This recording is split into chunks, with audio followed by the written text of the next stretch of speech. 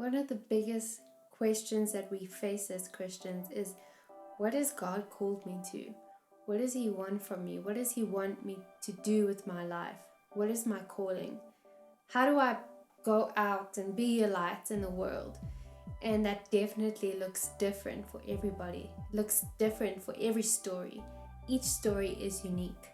And we are so privileged to have the story of David Wilkerson's calling to the street gangs in New York written in a book for us to read and to be inspired by. So today we're going to talk about The Cross and the Switchblade by David Wilkerson. Welcome to Kate's Book Club. I'm Kate, and here we talk about reading books that enrich your journey with Jesus. So please feel free to leave any comments, suggest any books that have been inspiring you lately. The Cross and the Switchblade was published by Spire Books in the 1950s, and it has a 4.2 rating on Goodreads and it has a 4.7 rating on Amazon. And I'll link below in the description box. You can read the first few pages on Amazon, see if you like it and see if it's for you. I'm just going to tell you a little bit of the storyline. So David Wilkerson was a parish preacher in a really small town in Pennsylvania, and one day he picked up Life magazine, and it featured a story about a group of teenage boys in a gang in New York, a street gang, who were facing charges of murder for the death of a 15-year-old boy with polio. And this became one of the most publicized murder trials of the 1950s. So David Wilkerson picked up this magazine and he just felt this urge to go to New York and talk to these boys.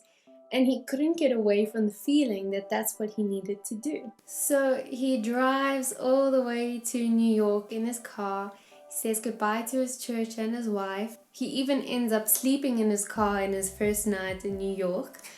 I don't know who does that. He tries to visit the boys while they're in jail, and he's not allowed to.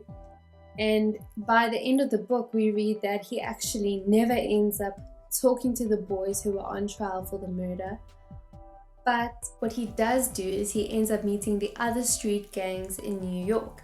And slowly but surely, he begins to befriend the street gangs. And the story we read is about how they slowly but surely develop a trust. David Wilkerson's heart is so for these children to come to know Christ, for these teenagers to be reached with the gospel. But these teenagers really struggle to grasp the concept that a strange man from another town has come all the way to New York to talk with them, to meet with them, to pray with them, to love them, to teach them about Jesus. I won't give away what happens at the end, but David Wilkerson really has to push through. He really has to trust. He really has to pray. God continues throughout his journey to humble him, to bring him to his knees, and to realize that God's ways are not our ways.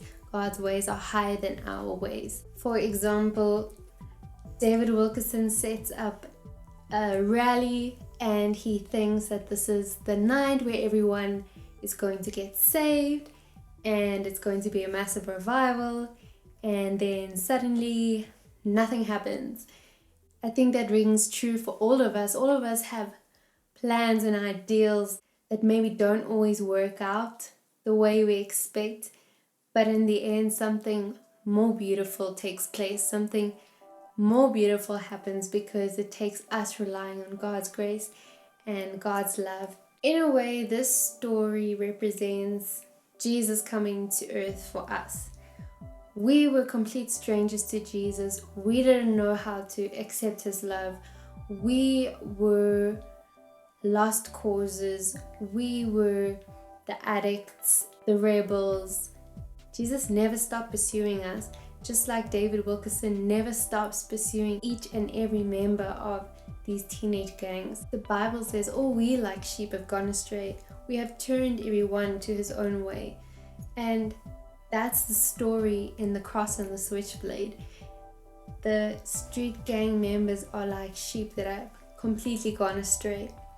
And David Wilkerson is a type of shepherd character that draws all of the sheep back towards their rightful place in the flock, towards a safe and beautiful place where they can go in and find pasture. So I really could not put this book down.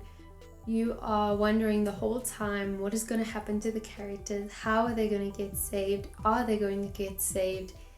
It's a really gripping read, and it's really well written, and it's incredibly inspiring.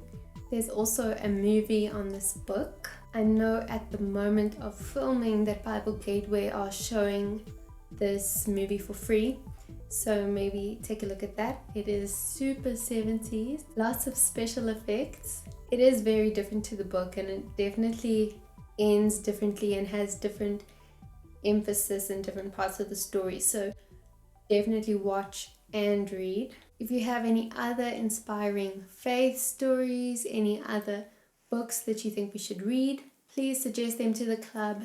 Leave them in the comment section below. Thanks for watching.